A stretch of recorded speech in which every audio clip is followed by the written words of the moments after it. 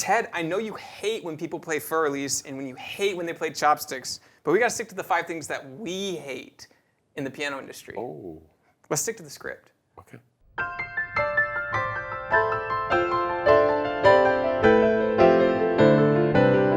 Hi, this is Ted with Alamo Music Center in beautiful downtown San Antonio, Texas. And I'm Patrick Marr. You can find us online at alamomusic.com. If you haven't already, please subscribe to our YouTube channel, check out our other videos, sign up for notifications, leave us comments, like our videos. We appreciate all the support and we love to interact with you guys. Well, Ted, here it is, the 5 things we hate about the piano industry. 5, and I thought we could just rattle off all the things that go through your mind all day long. Well, you were like Martin Luther this morning, nailing your grievances on the door and saying, I had a thesis, man. Until we address all 99 of these, we are out of the piano industry. And we're not happy. All joking aside, this is I think a fun video. I'm excited. It should be. I'm excited because we're gonna step on some eggshells here with our stomping boots on, because the reality is we live in 2021 and the piano industry acts like it's in 1980. Number 1, right off the bat, old world business practices. Mm-hmm. The piano industry has an IRS problem, I would say. The IRS has a hard time hiring younger people because they have to know how to use a fax machine and a rotary phone. And it's mind-blowing because, the access on our smartphone, what we can do, the information we can find, you can be more prepared on a subject than a professor is on his lecture day. And it's all because of the access of information. And so right off the bat, one of the things that I think we hate is the old world business practices of the piano industry and how it feels a lot like, and if you've gone to a piano store and had this, I'm very sorry because we try to be the antithesis of this, but it feels like an old mattress store, or it feels like a car dealership, or a guy playing an organ in a mall in the 1970s, yeah. Right outside the store to get attention. And it's unfortunate because pianos are something that are fun. There's something that magical in music. And a lot of the times we do get to see that in the music industry. We get to see, these kids who have been practicing, performing, teacher. We get to see all this amazing, beautiful things. And the reality is a lot of people get the wrong, and we hear this all the time from customers, they got the wrong experience going to look at pianos. And it's because there's smoke and mirrors. You want to call the dealership and say, well, what are piano prices? Well, I'm looking at this online. I did the research. I think we're not going to name any brands in this video, of course, but I've been looking at these brands. I've been looking at a new one of these. How much does that cost? And what's the answer they get? Well, you got to come into the store. Where are you located? We have territories, and it starts feeling very anti-customer. Like it's just loaded up, and it can get exhausting, I think, for a customer. I can give you my experience as a teenager. The first time I walked into a piano store, mm-hmm. and you walk in, and it was almost like walking into like a bridal store or the back end of a church, and they had, I'm not making this up, some wine glasses, some stale-looking bread, and some cheese there, and everyone in there was wearing a suit, and I'm a teenager with my friends looking to pound and make some noise. Is this a funeral? No, how long do you think we lasted in that store before they ran us out and never even got to touch a piano? You talk about old world practices, that's one. Mm-hmm. We're going to eliminate these guys based on their age because our customers drink wine, and they're kids, so get out. And it's unfortunate, but I think it actually spurs the growth of digital pianos, and it spurs the growth of used pianos in this industry because it is so hard to get, and I'm jumping ahead here, but it's so hard to get accurate information on our instruments. And so that old world practice, we really kind of don't like it, and we're sorry if you've had to put up with it. Maybe in your areas, it can be very frustrating, and there are these territories that are set up by dealers, and really it's to protect the value of these instruments. But in reality, what it does is it gives customers a lack of choice when choosing who to do business with. And we're in the 21st century, and that business practice is old world, and it doesn't work very well. Which leads us kind of smoothly into our second point, which is dealership mentality. And so dealership mentality in this industry, kind of within the vein of that same scenario we were just talking about, but the I would call it the mindset of, well, we're this dealer in this area, so you have the option to do business with us, Or not. or not, and it's really cheeky and it's really awful, because a lot of the times these are great instruments, and a lot of these brands spend a lot of time and energy on creating the best product, and like I said, there's a lot of great product out there, but you have limited choices when looking for that, and not only to the customer are the dealerships, and not only is that a wall they build up against piano customers and future piano buyers or potential piano buyers, it's also a wall they put up between teachers and technicians, and so it's a very like small business kind of world, the piano industry, because of the territories, because of the way.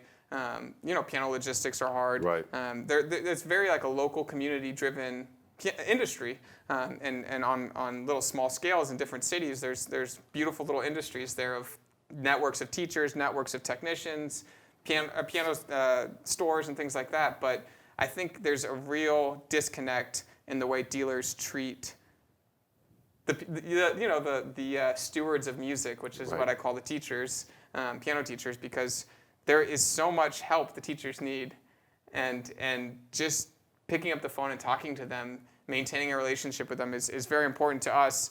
And a lot of times, teachers just need a little bit of help to say, hey, I need a piano, I need to rent a piano, or I need to do this. And they make it very difficult to have that communication, to have that that help. And you've been in this industry longer than I have. This is nothing that's new. Right. No, that's new, not at all. And there's also a lot of times is dealers only have an interest that's going to make them a profit. Okay, and I can't think of the number of times in the years that I've been here, the number of times over the years where we're going into something knowing that there's no money in this. There's no money in this. We're basically paying our guys to go out there and bust a hole and rent this piano, bring it back, and the guy's paying a lot for it, but it's still not. But it makes his event, okay? Yeah. And so we have to look at it as a way to where, sometimes you get to carry the hump for the customer, and sometimes the customer carries the hump for you. Because you do something for a teacher or a customer or a player or someone like that, and then they're bringing in another student. There's goodwill. There's always good. Goodwill is the most important asset on any business's financial statement. And it always boils down to zero. You cannot put a dollar amount on someone that goes out of their way to help you out. And if that's a dealer and that's business and you're the customer, that's worth more than money. And so maybe you've had a great experience with the dealer networks around the country. This is just something that we've realized through the years. There's a lot of disconnect, and we feel terrible if we've ever wronged anybody through that situation. But it's something that we strive for. We really seek out those relationships because they are super important to us. We're all part of this community, this music community. Yeah, and this business is coming up on 100 years. That's where we're looking at. The next target we're looking at is 100 years. And so there's been a lot of change in the piano industry because when your great grandfather started this business, there was probably at that time maybe 8,000 to 9,000 working piano manufacturers in this country. And so that was another dealership problem, is how do you assemble all these pianos into all the different markets. Different markets. And so I think a lot of things have changed. One of those things that has changed is piano logistics. Right. And so another thing, number 3 on our list, so we've talked about the old world practices. We think it's not long for the future, and it actually is very harmful for relationships with potential piano buyers and with dealership networks. Number 2 is the dealership mentality, and there's a little bit of pretentiousness about it. Number 3 on our list is piano logistics and the expense.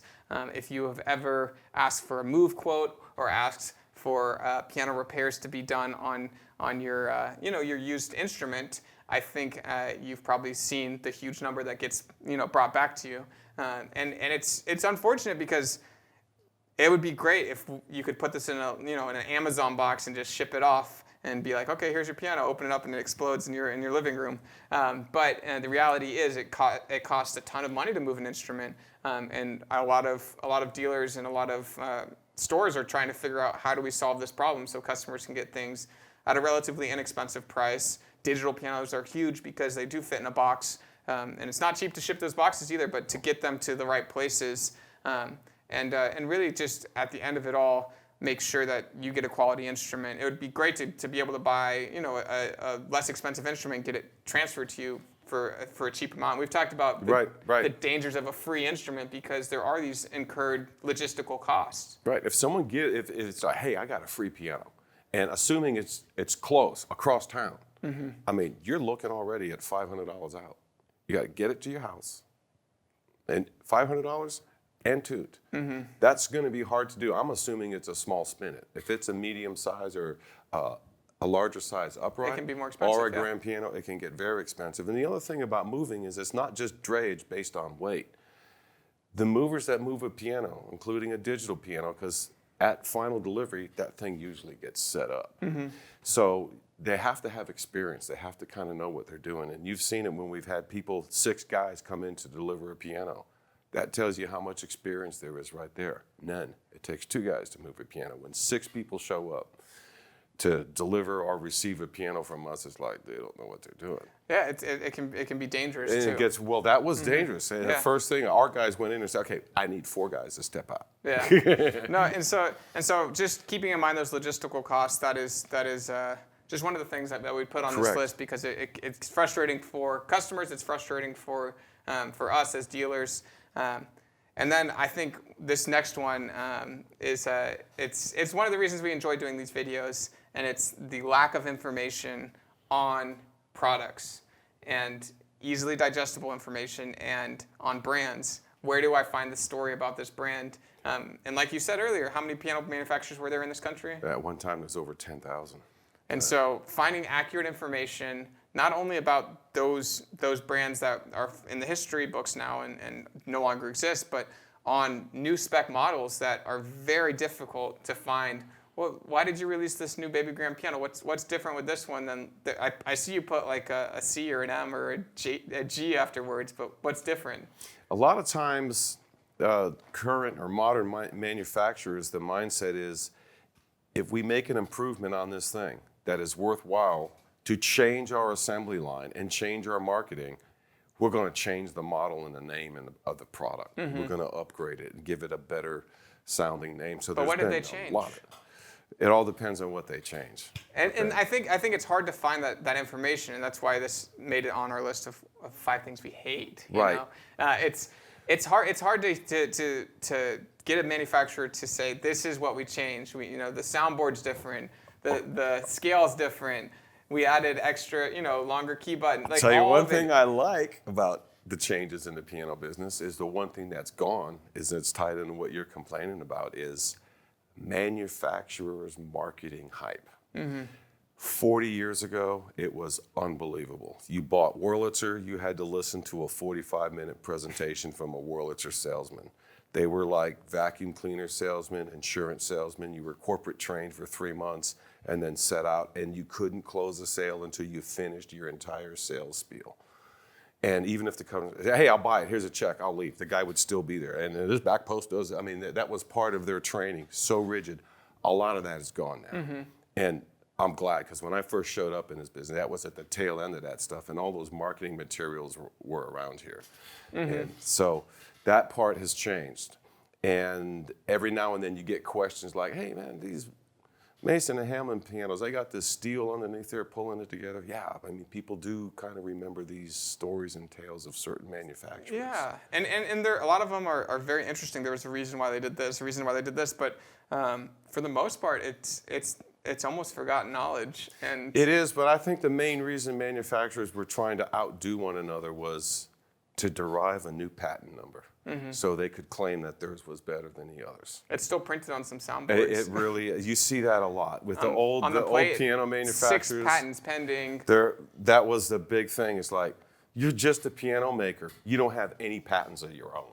We've got 12. That kind of, in the consumer's mind, is like, these guys are inventing the process of making the instrument. And I think for the most part, a lot of that is value add to pull market share, but at the other end, sometimes the narrative has to be broken down. What does that help me do? What are you actually patenting, and how does it help me, the end consumer, play the piano better? And I think we did a video recently, and hopefully it's out, but why do pianists know nothing about their pianos? Right. And I think this ties very closely into that, because what the manufacturer cares about and what the customer cares about is a disconnect. And a lot of times we see a new model come out, we see new and improved features. And until technology was really starting to integrate, it was hard to look at a specs list and say, okay, well, this is how they did it, and this is what they add here, and if I spend a little bit more money, I get this. It's hard to follow that line, and manufacturers, for the most part, don't want to let their trade secrets out on the acoustic side of things. Again, with pricing and territories, and it just gets messy.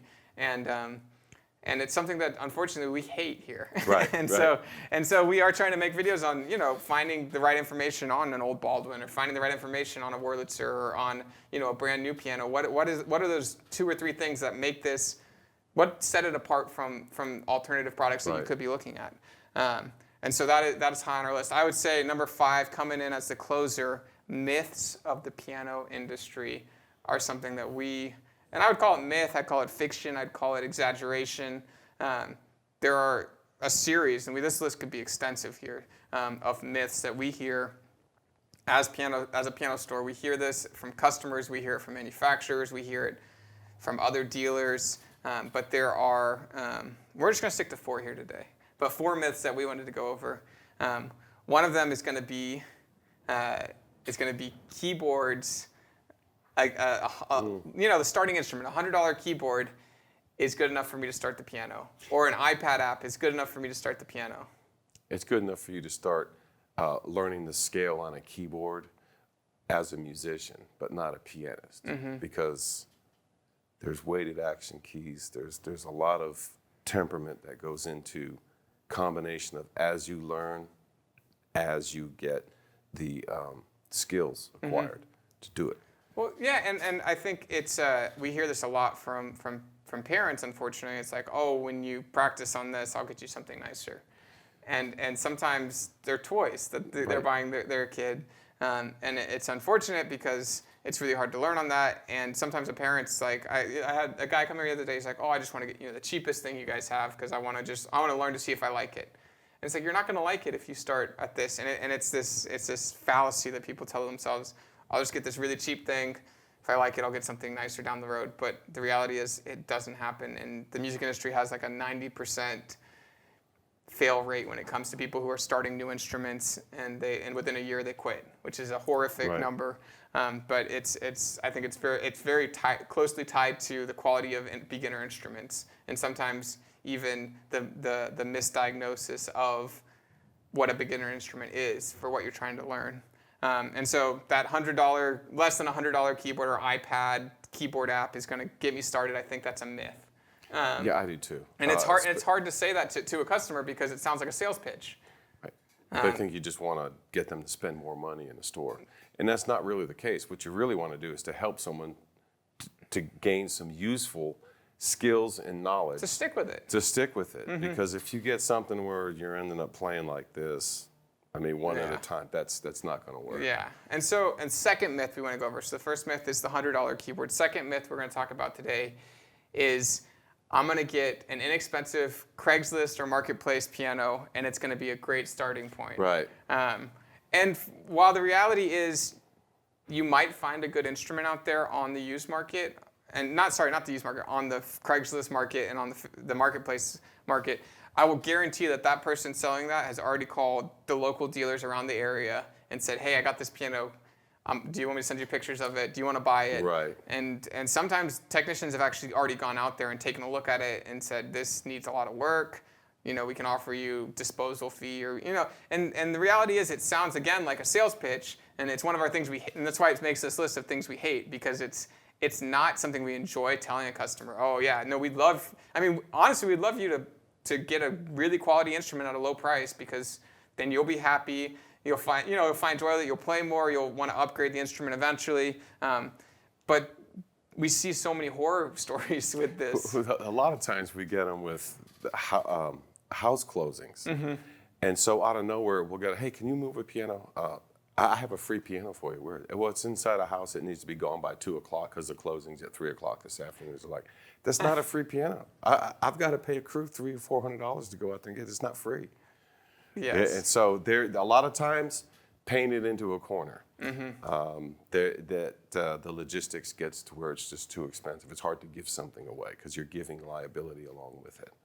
The third myth that we're going to talk about is, and we've done a video on some manufacturers that we're not going to name, but that pianos that are manufactured in China and Indonesia are bad and not worth owning. I don't know where that rumor started. I really don't, because the quality of products coming out of China right now is top quality in the world. Almost Your everyone's iPhone's using made their out of phones, it. their Androids, the phones. Your computer's made out of it. Your clothing's are made out of it. And national and international companies have manufacturing facilities there in China or in Indonesia and in Asiatic region. And if you are bringing an acoustic or a digital instrument to market in this day and age, it has to be worthwhile to sell. Otherwise, no one's going to make it. The end product has to be a decent product. And so I'm of the opinion that there isn't a whole lot of junk being made. Yeah. I mean, when I was a kid, there was all kind of junk being made and for sale. But now the products are rock solid. And there's only a handful of manufacturers that you can even buy from. Right. And they've really kind of upped the quality when it comes to coming out of, I mean, the top brands in the world will have plants in China and have plants in Indonesia. I mean, you look at, I guess we can name some names here. Steinway their Essex piano comes out of China. Yamaha, their entry line stuff comes out of China, Indonesia. Kawai, their entry line stuff comes out of China, Indonesia. Samick, I mean, Cable Nelson line that's still around. They all have. I mean, there's quality instruments coming out of China and Indonesia, and a lot of the times that beginner entry point, they're trying to drive the price as low as they can because they know if you buy X brand now, when you want to upgrade in the future, if you have someone who's really talented playing, you will stick within that brand if you like that instrument. And so they really are improving the quality year over year. But really, even 30 years ago, you look at the pianos coming out of China and Indonesia, you look at them today, night and day. Absolutely. And so there's really high quality stuff coming out of there. Just the Pearl River Company alone is to me, that's like the crown jewel right there of what happened to the piano industry in China. And we've done a video on this, and so please watch that Pearl River video. It's we kind of touch on the whole history there and how they've really become one of the better manufacturers. And so the fourth and final myth is my piano will appreciate in value. Yeah, I don't know too many pianos that really appreciate. And so this is we won't name any brands here, but there was a class action lawsuit a couple years ago. Of a whole bunch of people came to, where they said, hey, we were promised that this instrument that was very, very, very expensive would appreciate over time. It was part of the marketing. It was part of, the guarantee, basically, that when I bought this instrument, it would appreciate. And the reality is, back in the 20s to 50s, there was pianos being manufactured for a relatively cheap price, especially in today's dollars. But then they see the market value now, and they're like, well, this is this, and it's gone up so much in price. But the reality is a piano won't depreciate heavily. It's not going to be like a car or a laptop or a cell phone where in 5 to 10 years it's obsolete. A digital piano maybe depreciates a little bit quicker, but on an acoustic side of things, a workable acoustic piano that's in good condition will hold its value, but it's not going to skyrocket in appreciation. Well, it's not the kind of thing you buy short term to flip and make money on. I mean, you're talking at least 10 to 15 years, around 10 years in order to have any kind of, redemption of acquisition cost plus. Plus your time used. And then time use. And it's still, there's just not a whole lot of things that appreciate like, the price of gold. Yeah. And a piano, is certainly not, and even if it was Beethoven's piano or the next Mozart owns that piano, because you can go back and look at those pianos they have now, and as music instruments, they're valuable as museum pieces and for what they were. If there was a cousin of one of those pianos, it's not going to be worth anything more than what the other one is. No one's going to pay a premium just to have, it's just like Mozart's piano, because it's not going to work and sound like a piano today. Yeah, and so it's important to realize that there are a whole bunch of narratives, a whole bunch of fictions out there about the industry. A lot of, and I would say a lot of universities, schools will get tied up into these sometimes, and it's hard to make a clear decision because of what people have been saying in the past, what people are saying now, and I think it's important to kind of do a little bit more research, and kind of if you have an experienced player, someone who you trust, a piano teacher, I think it's important to consult them on really strong statements that you hear about, blanket statements, One of the things that has not really destroyed or broken down, but actually exposed a lot of these myths in the last, I'd say about 20 years for sure, was Larry Fine's The Piano Book. Because the front section in there, because it's written by kind of like an uninterested third-party technician for piano information for everyone in the world to look at, he puts a lot of those things into perspective. Like, do I really need to not place my piano against a window? Or it used to be any outside wall because there was never any insulation in houses. So all these things have changed. Yeah. And so a lot of these myths he kind of unravels in that book. And then the acceptance of that book. Because the best advice you could really give anyone that's coming in here is, I know nothing about a piano. My children have started taking piano. They're doing really good. They're playing on an old piano. We know we need to get rid of it. What do I do? I said, hey, look, spend $20 on a book. Get a copy of the book. Look at all the parts that pay attention to you, all the parts that grab your attention. Read it. Go to the library, check it out, get it for free. And then you'll have some idea of what you're shopping for and what kind of world you're walking into to shop. And I think there's a lot of information online now too, and I think that book is even available. The book is available online in one part or another, and then there's tons of other pages that used to not exist. There's all kinds of places to get information. Yeah, and so just make sure you're out there searching for the right information. If you're watching this video, you obviously are. Right. So these are the 5 things that we hate about the industry, and it's I think it's important to realize that buying a piano should be fun and it should be a good experience. If you're not having that, I'm sorry, and I feel like you should try someone else. Give someone else a call. Go to a different store. But we are seeing, and there's been a trend in the industry for the last 30 years of a decline in piano sales on new pianos, acoustic pianos. Right. And I think it directly correlates to some of these things that we dislike, and I'm sure you as consumers dislike. But again, real quick to go over the 5 again, it was the not dealer mentality is number 2. Number 1 is the old world of piano, the old world business practices. Dealer mentality, it's piano logistics are very expensive and can deter you sometimes from making a choice. Finding information, the right information on new and used instruments is hard, and then also knowing the myths about pianos, and sometimes it seems like a factor or it seems like a consensus on a point, and it can be completely wrong, and kind of uncovering that, looking for people who are going to further explore that idea, because a lot of times it's been made up, Right. And so hopefully you guys learned something today about what we hate about the piano industry. Maybe you have experienced something similar. If you have, please leave us comments of things that you dislike about the industry. We'd love to hear your stories. We've experienced a lot of fun stuff. And so this is Ted Barcelou. I'm Patrick Marr. We're with Alamo Music Center in San Antonio. You can find us online at alamomusic.com.